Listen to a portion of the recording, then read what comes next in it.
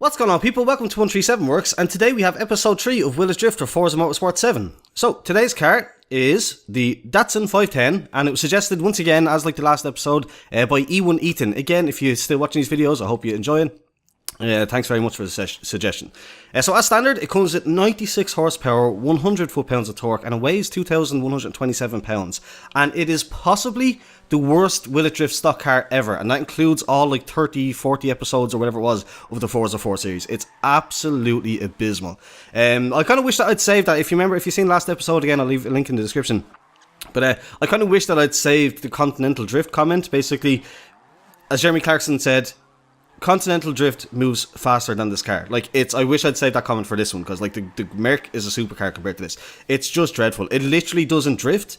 Like most beginner cars, like most stock cars, they will at least, like, you can power slide and kind of keep some kind of slide going. This doesn't, not even that. Like, it doesn't even do that kind of crappy power slide that other cars do. Well, most cars do, honestly. And it's so bouncy. Like, obviously it's an old car from like the 70s or whatever like that, or 70s or 80s. But like, it's so much body roll going on. It's like, it's just really poor. Like, you can see there, I tried to angle in for a big angle, and like, it's just not good. It's just very, very poor. Very low expectations going forward. Like, it's the kind of car that you just go, this is either going to be absolutely no hope at all, it's going to have no chance in hell of being a decent drift car, or it'll be one of those kind of like hidden gem, like unexpected. Not so much a hidden gem with this specific car, because I think people know like that it can be tuned to drift with certain engines and configurations and stuff like that. But obviously with Will It Drift, we keep the stock engine. That's just the way we do it. But for the medium build, basically, it's 146 horsepower, 134 foot-pounds of torque, and it weighs 2,097 pounds. So we haven't lost a load of weight, but we've added a fair amount of power with the single turbo conversion. The mods then also are the all platform and handling to race, all drivetrain to race, and then sport cams, and then obviously the body kit conversion and the rotiform wheels. And like, now for the medium build, it feels like a below average stock car feels, just basically stiffer. As I said earlier on, a lot of stock cars, you can kind of pull the handbrake and get it sliding a little bit. This basically feels like that. There's just no power, but it feels, because of the stiffness from the mods that I put on it, you can see I'm actually kind of sort of able to get a drift going. Like, it actually will slide now. The weight loss and kind of power and torque bump has worked to a certain extent. It still bogs down over time. It still obviously has the corner, like that second corner, the longer corner, it does eventually just come to a stop after a certain amount of time in drift. But it feels good as far as body roll, suspension, kind of weight and all that goes. It actually doesn't feel too terrible. It's not the worst in the world. But there's just not enough power. There's just absolutely not enough power. What was it? 146. Yeah, 146 just isn't enough horsepower.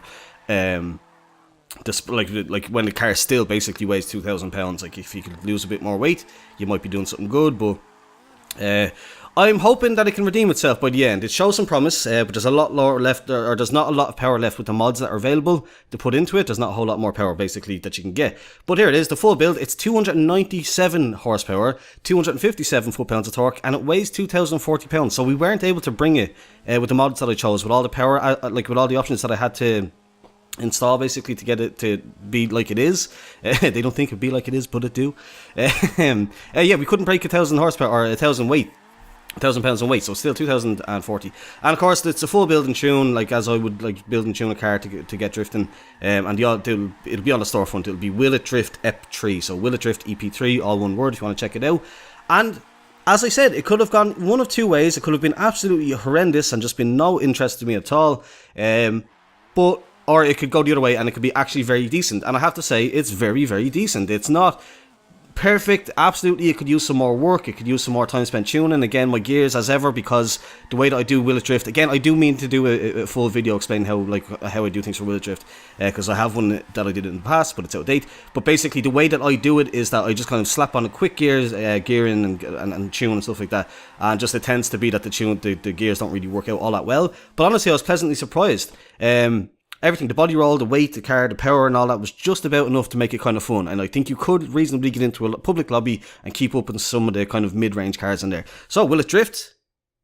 Yes, I do think so. As I said, with more of a building a tune, more of a kind of more time, basically, more time and love put into it than I did, like spending an hour in grand total probably altogether driving it. With more time, more dedication, more work on the tune, and maybe a reconfiguration of the build or whatever like that, or obviously even an engine swap, which I don't do in Will It Drift, but you could do that obviously to just, there's various configurations of ways of doing it, but in the stock engine, all the stock parts basically modified. Yeah, I think it'll drift. It was actually quite a bit of fun in the end. A massive turnaround, probably one of the bigger turnarounds that I've seen in all the episodes of Will It Drift, where it was just started so poor, and like it redeemed itself in the end basically. But that's about it. If you enjoyed it, please do leave a thumbs up. I'm actually looking for suggestions, so I've got one car left on the list, the original list that's left over from Forza 4. That's what I've been using these off basically. I've been going off that list to kind of get the cars, the suggestions. But I'm basically run out of them now. I've got one left, and then obviously I'll just use my own ideas after that. But if you want to suggest some cars in the comments, please do. Basically leave some comments down below with some suggestions.